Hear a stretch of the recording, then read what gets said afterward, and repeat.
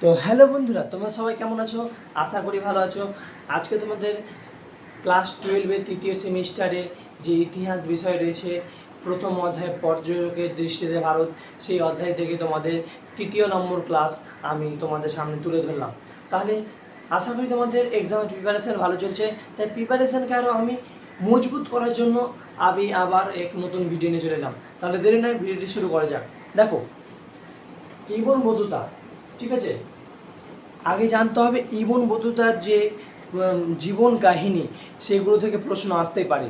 তাহলে আমি তার সংক্ষেপে কিছু গুরুত্বপূর্ণ জিনিসগুলো তোমাদের সামনে তুলে ধরছি। দেখো, ইবন বতুতা জন্মগ্রহণ করেছিল 1304 খ্রিস্টাব্দে মরক্কোর তানজিয়ার শহরে। ক্লিয়ার? তিনি পেশায় ছিলেন একজন কাজী বা পণ্ডিত বা পর্যটক। ক্লিয়ার? তারপরে দেখো, বতুতার প্রকৃত বা আসল নাম ছিল আবু আবদুল্লাহ মোহাম্মদ। তাহলে ইবন বতুতার প্রকৃত নাম বা আসল নাম কি ছিল? আবু আবদুল্লাহ মোহাম্মদ। ক্লিয়ার? তারপরে দেখো, ভারতে ইবন বতুতা পরিচিত ছিলেন মৌলানা বদরুদ্দিন নামে।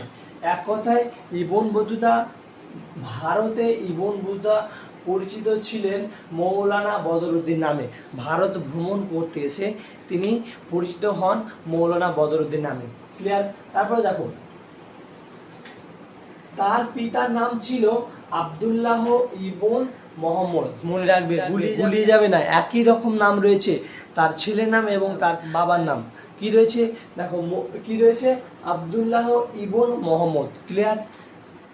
এবং ইবন বতুতা যখন একদিন সে ঘুমের ভোরে স্বপ্ন দেখেছিল যেন পাখির উপর চড়ে দেশ ভ্রমণ করে বেড়াচ্ছে, তখনই সেই তার ঘুমটি ভেঙে যায় এবং তিনি নিজেকে বলতে থাকে এবং সে ভ্রমণের জন্য মাত্র 21 বছর বয়সে 1325 খ্রিস্টাব্দে সে ভ্রমণ করার জন্য গৃহত্যাগ করেন। ক্লিয়ার? দেখো, এখানে লেখা আছে, যখন ইবন বতুতা ঘুমের ভোরে স্বপ্ন দেখে সে ভ্রমণ করে বেড়াচ্ছে, তারপরে সে মাত্র 21 বছর বয়সে 1325 খ্রিস্টাব্দে ভ্রমণের উদ্দেশ্যে বেরিয়ে পড়ে। ক্লিয়ার? তারপরে তিনি মধ্য এশিয়ার হয়ে স্থলপথে ভারতে আসেন। তাহলে ইবন বতুতা মধ্য এশিয়া হয়ে স্থলপথে ভারতে আসেন। তারপরে তিনি এশিয়ার বিভিন্ন অঞ্চলে ভ্রমণ করার পর, ইবন বতুতা এশিয়ার বিভিন্ন অঞ্চলে ভ্রমণ করার পর 1333 খ্রিস্টাব্দে সিন্ধু নদী অতিক্রম করে ভারতে প্রবেশ করেন। ভারতে তিনি 1333 থেকে 1337 খ্রিস্টাব্দে পর্যন্ত দীর্ঘ 14 বছর অবস্থান করেন। তাহলে ইবন বতুতা ভারতে কত বছর অবস্থান করেছিল? 14 বছর। ঠিক আছে, 14 বছর অবস্থান করে। তিনি খ্রিস্টীয় চতুর্দশ শতকে ইবন বতুতা ভারতে এসেছিল। তাহলে ইবন বতুতা কোন সময়কালে ভারতে এসেছিল? খ্রিস্টীয় চতুর্দশ শতকে ভারতে এসেছিল। ক্লিয়ার? তারপরে দেখো, সেই সময় দিল্লির সুলতান ছিল, ভারতে প্রবেশ করার সময় দিল্লির সুলতান ছিল কে? দেখো, মোহাম্মদ বিন তুগলক। ক্লিয়ার? তারপর দেখো, বতুতা সিন্ধু নদী পার হয়ে উচ শহরে পৌঁছান এবং সিন্ধু নদী পার হলো এবং পার হয়ে সে উচ স্থানে পৌঁছায়। তারপর উচ থেকে তিনি সিন্ধু প্রদেশের রাজধানী মুলতানে গিয়েছিল। মুলতানে যাওয়ার পর গিয়েছিল, দেখো, বাদশাহ তাকে, অর্থাৎ ইবন বতুতাকে বাদশাহ তাকে দিল্লির প্রধান কাজী হিসেবে নিয়োজিত করেন। দিল্লির কাজী হিসেবে নিয়োজিত করেন ইবন বতুতাকে, কাজী হিসেবে নিয়োজিত করেন। দীর্ঘ 7 বছর সেই পদে নিয়োজিত ছিলেন। তাহলে প্রশ্ন আসতে পারে, ইবন বতুতাকে কত বছর ধরে কাজী পদে নিয়োগ করেছিল? 7 বছর। তারপরে দেখো, তিনি 1346 খ্রিস্টাব্দে বাংলার সফরে এসেছিলেন। তাহলে ইবন বতুতায় বাংলায় সফর এসেছিল কত খ্রিস্টাব্দে? 1346 খ্রিস্টাব্দে। ক্লিয়ার? তারপরে দেখো, তিনি বাংলাকে যোজক ইপুর নিয়ামত বলেছেন। ক্লিয়ার? এবং তিনি বাংলাকে অন্ধকারাচ্ছন্ন দেশও বলেছেন। তাহলে অন্ধকারাচ্ছন্ন দেশ বলেছেন বাংলাকে ইবন বতুতা। ক্লিয়ার? তারপরে দেখো তার ভ্রমণের কালের সময় বাংলার সুলতান ছিল, মানে ইবন বতুতা ভ্রমণ কালের সময় বাংলার সুলতান ছিল কে? সুলতান ছিলেন Fakhr Uddin. Clear? Fakhr Uddin. Ibn Battuta ভারতে এসে বিভিন্ন জিনিস দেখেছিল, অর্থাৎ ইবন বতুতা ভারতে এসে বিভিন্ন জিনিস দেখেছিল। কি কি জিনিস দেখেছিল দেখে নাও। যেমন পান ও নারকেল, অত্যন্ত গুরুত্বপূর্ণ। পান ও নারকেল ইবন বতুতা বেশিভাবে পর্যবেক্ষণ করেছিলেন। ঠিক আছে। তারপরে তার বর্ণনা থেকে জানা যায় ভারতে দুই ধরনের ডাক ব্যবস্থা ছিল, অর্থাৎ তার ভ্রমণ করার পর তিনি জানতে পারেন ভারতে দুই ধরনের ডাক ব্যবস্থা ছিল।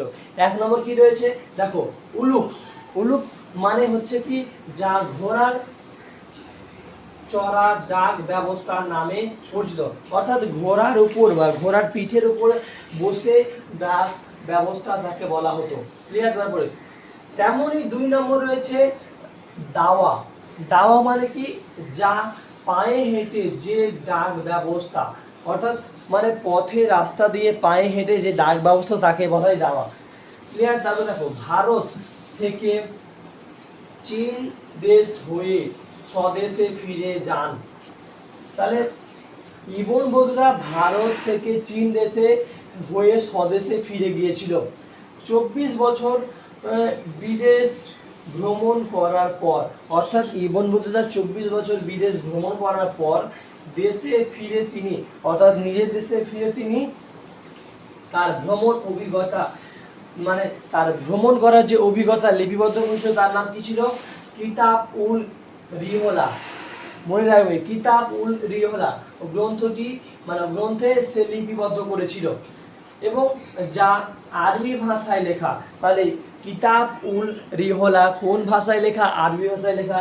ক্লিয়ার? তারপরে দেখো প্রায় 80টি অধ্যায় বা গ্রন্থ রয়েছে, মানে সেই কিতাবুল রেহলা গ্রন্থে 80টি অধ্যায় রয়েছে।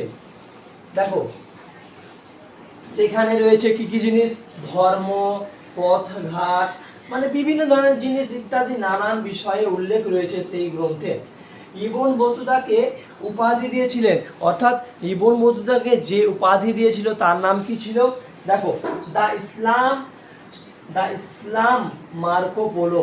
তাহলে কি ছিল? দ্য ইসলাম মার্কো পোলো অথবা দ্য ট্রাভেলার্স অফ ইসলাম। ঠিক আছে? ট্রাভেলস অফ ইসলাম নামে পরিচিত। তার মৃত্যু হয়েছিল, ইবন বতুতার মৃত্যু হয়েছিল কত খ্রিস্টাব্দে? তার মৃত্যু হয়েছিল 1368 বা 1377 খ্রিস্টাব্দে, যা মরক্কো তানজিয়া শহরে তার মৃত্যু হয়েছিল।